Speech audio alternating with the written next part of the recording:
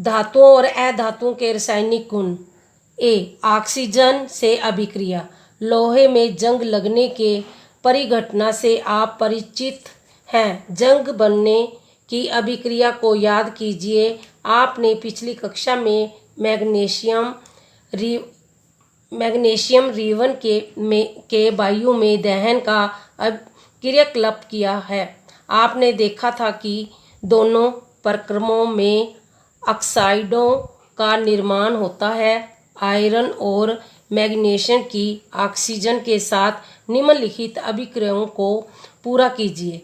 Iron Fe plus oxygen O2 plus जल H2O, magnesium Mg plus oxygen O2। अब magnesium रिवन के दहन के क्रियाकलाप को याद कीजिए। मैग्नीशियम रिवन का दहन करने पर प्राप्त राख को पानी में घोलकर उसकी क्षारीय अम्लीय प्रकृति जानने के लिए विलयन का परीक्षण करते हैं। विलयन क्षारीय है, यह अम्लीय। आप इसको किस तरह सुनिश्चित करेंगे? आपने परीक्षण किया होगा कि लाल लिटमस पर रंग नीला हो जाता है। अंत हम कह सकते हैं कि मैग्नीशियम के ऑक्साइड की प्राकृतिक क्षारीय होती है। धात्विक ऑक्साइड सामान्यतः क्षारीय प्रकृति के होते हैं। आइए अब धातुओं की ऑक्सीजन के साथ अभिक्रिया का अवलोकन करें। ऑक्सीजन और सल्फर की अभिक्रिया में बनने वाला उत्पाद सल्फर ऑक्साइड गैस है। जब सल्फर ऑक्साइड को जल में घोलते हैं तो सल्फ्यूरस अम्ल प्राप्त होता है। अभिक्रिया निम्न प्रकार से व्यक्त की जा सकती है। सल्फर ऑक्साइड SO2 प्लस जल H2O,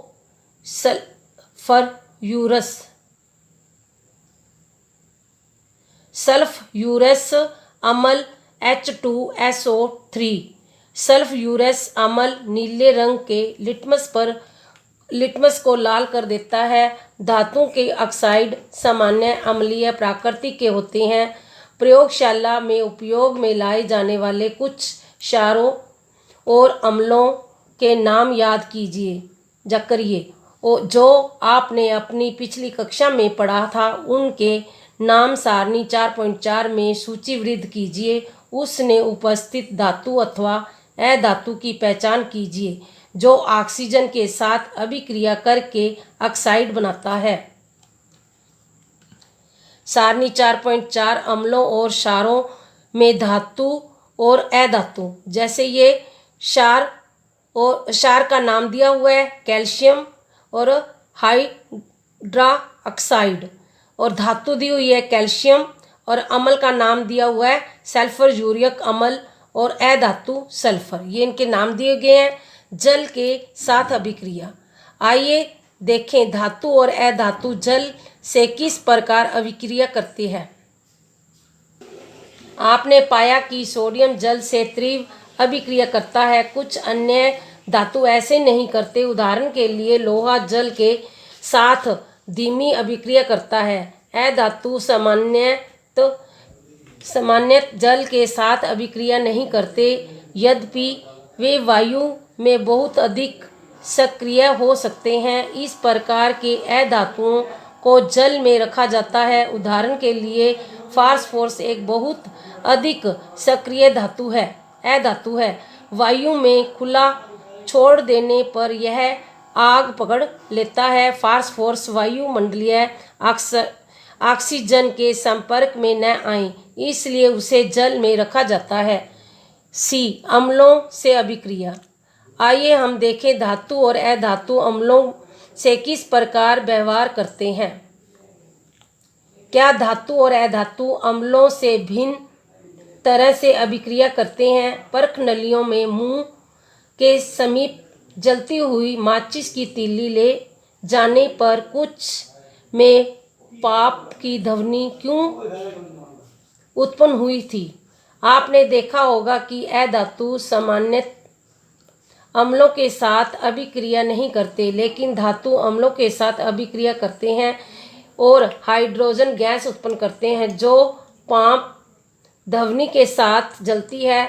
आपने देखा कि कॉपर तनु क्लोरोरिक अम्ल के साथ गर्म करने पर भी अभिक्रिया नहीं करता, लेकिन यह सल्फ्यूरिक अम्ल के साथ अभिक्रिया कर लेता है। डी क्षारों में अभिक्रियाएं। सारणी 4.5 धातुओं और अधातुओं की अम्लों से अभिक्रिया। ये इनके नाम दिए गए हैं। ये परख नली का चिन्ह दिया गया ABCDEF। धातु और अधातु एल्युमिनियम पन्नी, मैग्नीशियम रिबन, कार्बन छिला हुआ लचीला तार, आयरन छीलन, सल्फर चूर्ण, लकड़ी का कोयला चूर्ण। ये दिए गए तंतु सल्फ्यूरिक अम्ल से अभिक्रिया। ये इनके नाम बताए गए हैं। ये तंतु हाइड्रोक्लोरिक अम्ल से अभिक्रिया। ये है। ये वीडियो को बार बार देखना है और सुनना है और समझना है। जो ना समझ में मेरे से पूछ सकते हो।